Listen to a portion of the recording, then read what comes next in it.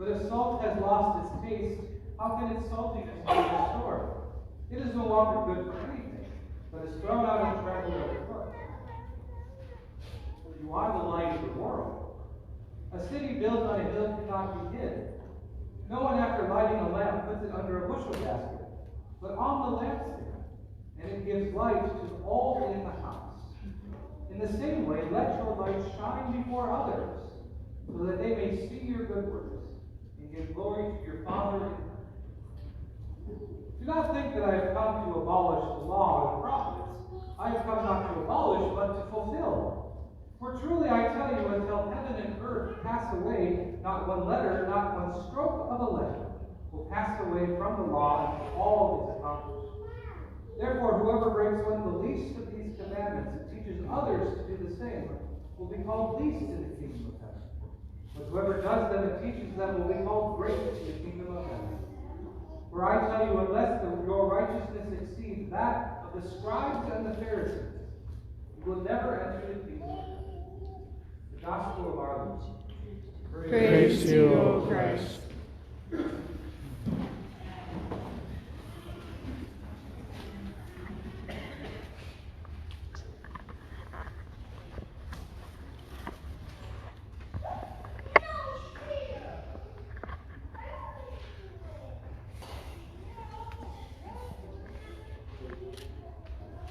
In his book, Loving Jesus, the Reverend Dr. Mark Allen Powell tries to make a case for redeeming the word piety.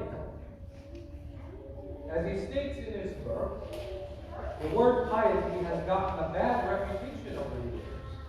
It is often associated with someone who is super religious, and therefore someone who society sees as closed-minded, judgmental, and sees anything remotely fun as most likely sinful. As Dr. Powell conveys in his book, when society hears the word piety, they mostly picture someone who is portrayed like Ned Flanders from the TV show The Simpsons. But for Dr. Powell, piety is simply the means by which one devotes oneself to living out their faith. How a person chooses to respond to their faith through daily living. And over the years, Dr. Powell came to discover in his own journey that one person's piety isn't greater or more righteous than another person's piety.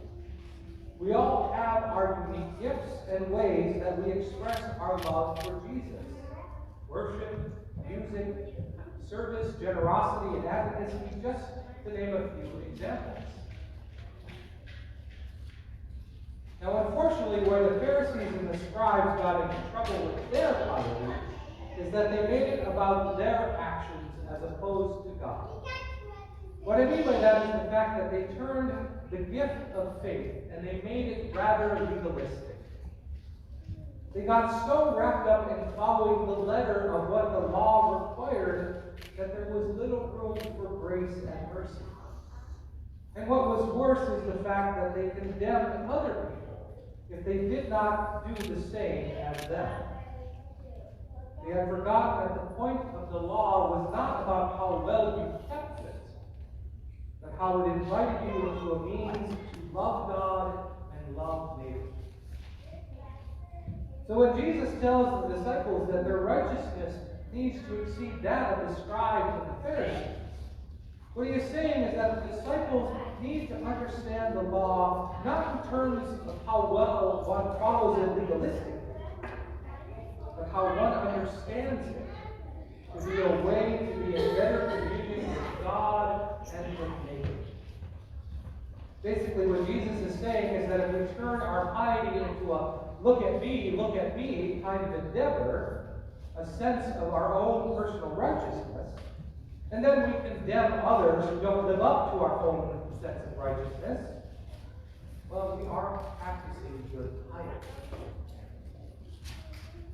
The law has always been meant to be a gift for us, not as a means of salvation, nor a merit badge earner to get into God's good graces. God gave us the law so we would know how to be in relationship with God and with each other. If you look at the Ten Commandments, for example, the first three tell us how to love God more. They tell us that God's name is sacred and to be used properly, so that all might come to know the glorious love of God. They tell us that if we place God above all else in our life, we will find joy and life like we've never experienced before. They also tell us that there is a holy day when we should give thanks for all God does for us and rest from the toils of our suffering life. It is God's way of telling us that we need a self-care day. Now, the next 7 commandments are all about living in good relationship with each other in a way that keeps us all whole and safe. But where we fall into trouble is when sin and evil convince us that God will stop loving us or stop caring for us if we don't follow this law to its letter. Where we fall into trouble is when sin and evil convince us that the law is only there to punish us and condemn us, and then we in turn try to punish others with this law.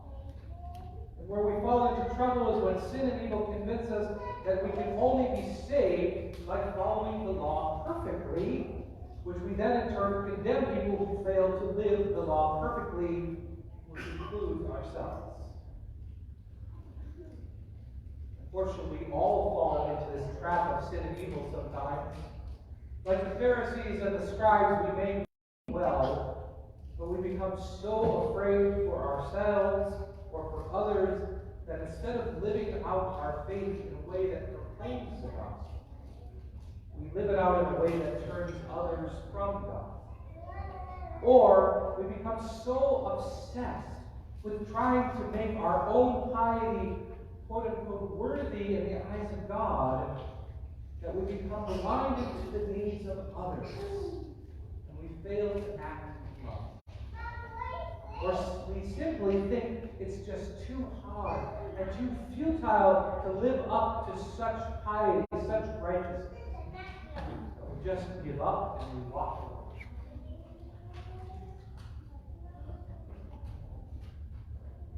Jesus knows all this. Jesus knows better. Jesus knows how much we can become afraid or how much we can become so self-centered. Jesus knows that the brokenness in this world caused by sin and evil affects us more than we would like to admit. And so Jesus reminds us of God's love. And in so doing reminds us that we are free to be salt of the earth. We are free to be the light of the world. I know we've heard it 1,000 times, but the whole reason God sent Jesus to us was to remind us that God's love for us exceeds our ability or inability to follow this law. Because of God's love, we are not only justified under them, but we are also saved. It doesn't matter how well we are able to follow this law, for Christ Jesus has already claimed us and the empty tomb. God's love poured out through Christ's death and resurrection tells us that no matter how pious we are or aren't, no matter how many times we have been broken a commandment, no matter how many times we have intentionally or unintentionally forsaken our neighbors, no matter how many times we have turned our backs on God, God says to us, I love you, and you are loved. This freeing love of God reminds us that we no longer have to be afraid for ourselves or even for others. This freeing love of God reminds us that there is no perfect way to live out faithfully, which means we don't have to strive for perfection. This freeing love reminds us that we always have a home to come back to, even when we've screwed up. But more than that, God's freeing love in Christ Jesus reminds us that we can be the salt of the earth and the light of the world. We don't have to worry about achieving our own salvation or the salvations of others. God's got that covered. We are free to simply go out into the world and to love in the name of Jesus. By doing so, we will be the salt of the earth that will enhance faith. And we will be the lights of the world that will shine all the brighter for those who are trapped in darkness. The world is in desperate need for more good salt and light. We live in a world that would rather be divisive to each other. We live in a world that is burning up due to violence and pollution.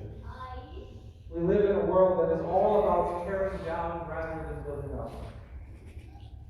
Imagine how transformed this world could be if we assaulted, yes, unintended, if we assaulted with compassion and love. Imagine how this world could be transformed when we come into it blazing with mercy and forgiveness.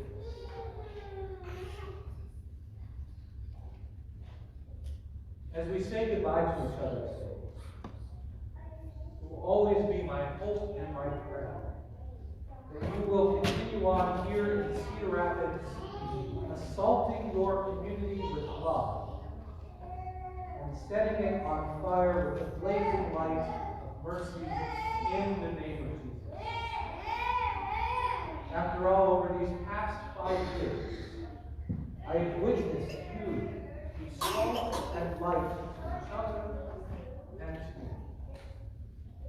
I have watched you grow into a congregation that has taken on a new level of compassion and care for each other. I have even watched you grow into a congregation who is growing in their compassion and care for the wider community. I have definitely seen you grow in your love for God and your passion to live faithfully. I will never forget the ways you have supported me and my family over these past 5 years. You have been our family. You have been our friends. You have been our partners in ministry. Know that your light is not yet extinguished, nor is your salty taste gone, and I mean that in all the best ways. God has big plans for you. God will continue to use you in amazing and life-giving ways. It is true. You are not a city on a hill, but you are a church on a hill. And as long as you let your light shine before others, the light that is the brightness of God's love, you will not remain hidden to this world, to this community. God has freed you to love. And so, go and love. Love with a brightness like this world has never